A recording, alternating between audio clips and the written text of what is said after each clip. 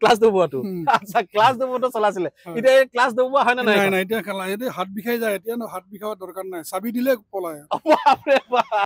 এখন আপুনি ধৰক কিমান সময় লাগে চাৰ্জ কৰোতে 3 ঘণ্টা লাগে 3 ঘণ্টাত ফুল চাৰ্জ হৈ যায় ফুল চাৰ্জ ওকে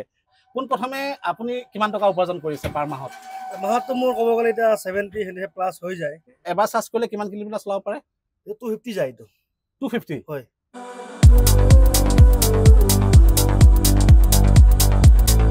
যেহেতু অসমত নিবনুৱা সমস্যা বেছি আৰু মই আপোনালোকলৈ লৈ আহিলো বাজাজ ইভি অটো এই বাজাজ গগোখন ড্ৰাইভাৰসকলে চলাই মাহে 70 পৰা 75,000 টকা ইনকাম কৰি আছে গতিকে মই এই কিছু ড্ৰাইভাৰসকলৰ পৰা আপোনালোকক এই বাজাজ গগোখনৰ ইনকাম চাৰ্জ আৰু কিলোমিটাৰ এই কথাখিনি আপোনালোকক জনাব বিচাৰিছো আৰু আমি আগতে পেট্ৰলৰ চলাইছিলো এতিয়া ইভি আহিল তো ইভি অহাৰ লগে লগে আমাৰ কি হয় পইচাটো আমাৰ সেভিংস বেছি হয় বুজি পাইছেনে পইচাটো বেছি সেভিংস হয় তো সেই কাৰণে আমি এই বাজাজ গগো ইভিখন ল'ব লাগে আৰু এই বাজাজ গগো ইভিখন ল'লে আপোনাৰ ইনকাম সোৰ্সটো বাঢ়ি যাব যেনে মাহত ধৰক আপুনি 70 পৰা 75,000 টকা ইনকাম কৰিব পাৰিব আপোনালোকে ফাষ্ট চাৰ্জিংৰ সুবিধা কৰি দিছে এবাৰ যদি চাৰ্জ কৰে 251 কিলোমিটাৰ আপুনি চলাব পাৰিব তো আহক মই গাড়ীখন এবাৰ ৱাক ৰাউণ্ড দেখুৱাই দিওঁ তো এখন হৈছে বাজাজ গগো ইলেক্ট্ৰিক আৰু এই বাজাজ গগোখন আপোনালোকে সম্পূৰ্ণ ঘূৰি ঘূৰি চাওক যে যেনেকৈ বনাইছে বাজাজ গগোখন খুবেই ধুনীয়াকৈ বনাইছে আৰু ইয়াৰ মানে ভিতৰ যিটো স্পেচ কাষ্টমাৰে বহিলে কেতিয়াও মানে ড্ৰাইভাৰক গালি নাপাৰে এনে ক্ষেত্ৰত আমি কেতিয়াবা দেখা পাওঁ যে যিবিলাক পেট্ৰলৰ যিবিলাক বাজাজ অটো আছিলে তাতে যদি কাষ্টমাৰ বহে তেতিয়া কি হয় গালি খপনি পাৰে তাত লাগেজ নিব নোৱাৰে কিন্তু এই ইভিখনত লাগেজটো নিব পাৰেতো পাৰে আৰু মানুহজন খুব আৰাম কৰি বহিব পাৰে আৰু এনেকুৱা হয় কাষ্টমাৰে টোপনি যায়গে লোকেশ্যন পোৱা আগমুহূৰ্তত টোপনি যায়গৈ আকৌ ড্ৰাইভাৰে সুধিব লাগে দাদা আমি লোকেশ্যন আহি পালোহি আপুনি উঠক তো ইমান আৰামদায়ক এই বাজাজ গগো ইভি অটোখন বনাইছে এই বাজাজ গগোখনৰ ড্ৰাইভাৰ দাদা আছে দাদা যেহেতু আপুনি এখন যেটো চলাই আছে আপুনি যেটো চলাবলৈ হলে চাৰ্জ কৰিব লাগিব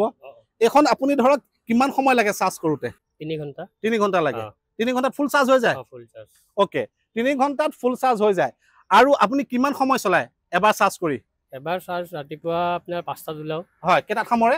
খামৰো আপোনাৰ 9টা 10টা 9টা 10টাত আৰু চাৰ্জ থাকি যায় নে আৰু চাৰ্জ দিব লাগে অলপ থাকি যায় আপোনাৰ থাকি যায় চাৰ্জ ওকে 9টা বজাত ওলাই 10টা বজাত খামৰে আৰু অলপ চাৰ্জ থাকি যায় তেওঁ চলাব পাৰে কিন্তু নচলায় চাৰ্জটো ধুনীয়া পাইছে মাইলেজটো ভাল পাইছে আৰু ধৰক এতিয়া ইনকামটো আহিলে ইনকামটো কেনেকুৱা কিতাবা 1500 কিতাবা 2000 কিতাবা 3000 মাৰ্কেটৰ লগত মানে আপ ডাউন থাকে আৰু মানে এভাৰেজ আপুনি 50-60,000 টকা ইনকাম কৰিব পাৰে আৰু পাৰে নাই অকল এজনৰ পৰা নহয় আমি আৰু আছে ড্ৰাইভাৰ তেখেতসকলৰ পৰা জানো তো মোৰ লগত আৰু এজন দাদা আছে বাজাজ গগো ইভি অটোখন তেওঁ চলাই আছে যেহেতু গতিকে তেওঁ বেছিকে জানিব দাদা আপুনি বাজাজ গগো কিমান দিন হ'ল লোৱা এটো মোৰ 3 মাহ হ'ব ইয়াৰ আগত কি চলাইছিলে আপুনি আগতে বাজাজ অটো চলাইছিলো ক্লাছ ডুবোৱাটো ক্লাছ ডুবোৱাটো আচ্ছা ক্লাছ ডুবোৱাটো চলাইছিলে এতিয়া ক্লাছ ডুবোৱা হয় না নাই নাই এতিয়া খেলা এতিয়া হাত বিষাই যায় এতিয়া হাত বিষাব দৰকাৰ নাই চাবি দিলে পলায় আগতে ক্লাছ আছিলে এতিয়া ক্লাছ নাই গতিকে মানে এতিয়া মানে পকালে মানে দৌৰ মাৰে আৰু ওকে এখন আপুনি পাৰ ডে চলাই কিমান টকা উপাৰ্জন কৰি আছে এটা পাৰ ডে মোৰ 2500-3000 হৈ যায় পাৰ ডে 2500-3000 ও মাই গড 2500-3000 টকা পাৰ ডে ইনকাম কৰে বাজাজ গগো ইভি চলায় মানে পাৰ ডে যদি 2500 টকা হয় এতিয়া মাহত যদি আমি হিচাপ কৰিবলৈ যাওঁ তেতিয়ালে 75000 টকা মাহে তেওঁ ইনকাম কৰি আছে এই বাজাজ গগো ইভিখন চলাই এটা কথা হ'ল তো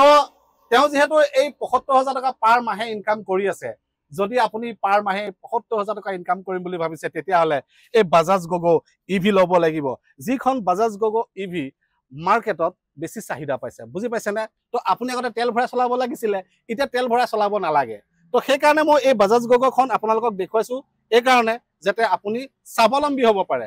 পাৰ ডে 2500 টকা ইনকাম কৰি আছে এতিয়া আপুনি চাৰ্জ এবাৰ কৰিলে কিমান কিলোমিটাৰ চলাব পাৰি 250 কিলোমিটাৰ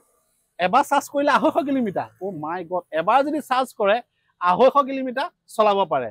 তো চিন্তা কৰক আপুনি এবাৰ চাৰ্জ কৰক আৰু 250 কিলোমিটাৰ চলাওক এই দাদাহঁতৰ নিচিনা গতিকে মই এই কাৰণে এই কথাখিনি আপোনালোকক কৈছো দাদাজনৰ মুখৰ পৰা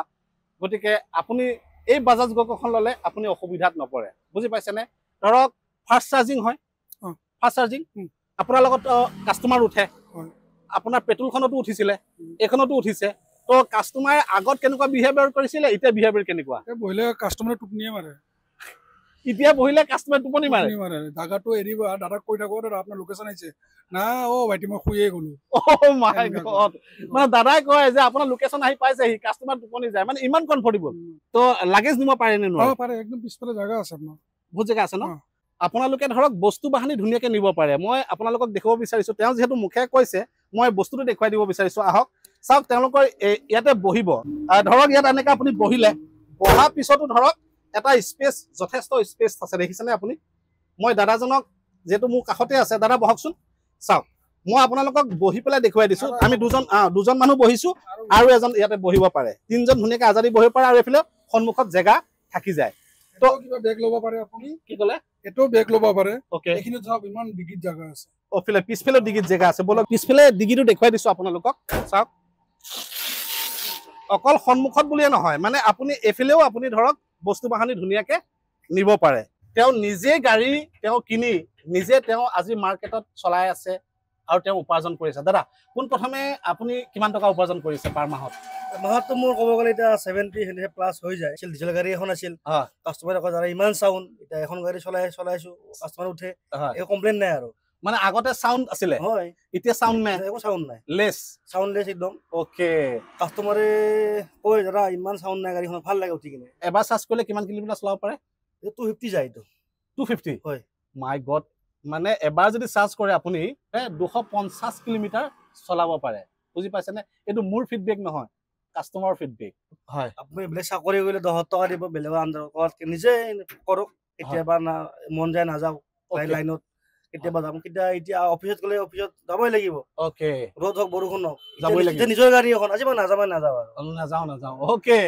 তেওঁ এইটো ক'ব বিচাৰিছে যে সদায় নিজে এটা কাম বাছি ল'ব লাগে বেলেগৰ আণ্ডাৰত যিহেতু কাম কৰিব নালাগে আৰু তেওঁ কৈছে যে বাজাজ গগখন চলাই মই মাহে ৭৫,০০০ টকা ইনকাম কৰি আছো আৰু এবাৰ চাৰ্জ কৰিলে 250 কিলোমিটাৰ চলে গতিকে আপোনালোকে ইয়াৰ মতামত জনাব গতিকে মই দাদা এজন নহয় দুজন নহয় তিনজন দাদাৰ পৰা আপোনালোকক জনাই দিলো দাদাই কৈছে যে আমি অসমীয়া ল'ৰা আমি ঘৰতে বহি আছো যদি স্বাৱলম্বী হ'ব লাগে তেতিয়াহ'লে বাজাজ গগ ল'ব লাগিব স্বাৱলম্বী হ'বলৈ হ'লে বুজি পাইছেনে আপোনালোকে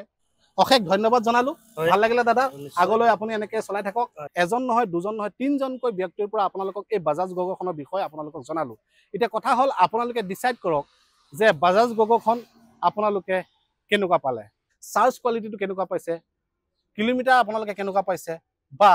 চলাই কেনেকুৱা পাইছে গোটেই কথাখিনি আপোনালোকে বুজি পাইছে বাজাজ গগখন আপোনালোকে কেনেকুৱা পাইছে কমেণ্ট বক্সত কমেণ্ট কৰিব নাপাহৰিব